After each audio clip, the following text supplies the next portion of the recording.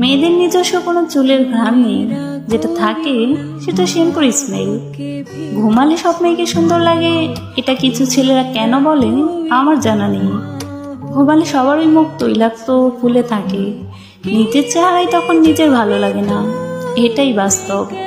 Silky চুল, fresh look, চোখে কাজল, গোলাপি ঠোঁট, এমন রূপেই ছেলেরা মেয়েদেরকে কল্পনা করে। বাট ট্রাস্ট মি, বাস্তবে সবসময় এমন পরিপাটি হওয়ার সময় থাকে না, থাকলেও অতটা ইচ্ছে করে না।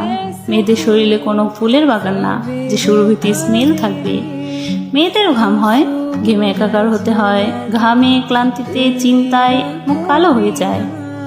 পরিপাটি হয়ে হয়তো 3-4 ঘন্টা থাকা যায়, কিন্তু সবসময় মেয়েরা সাধারণভাবে থাকতেই পছন্দ করে।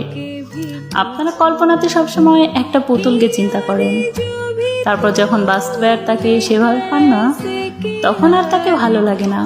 সাধারণভাবে চিন্তা করুন যে যেমন, তাকে সেভাবেই ভালোবাসুন।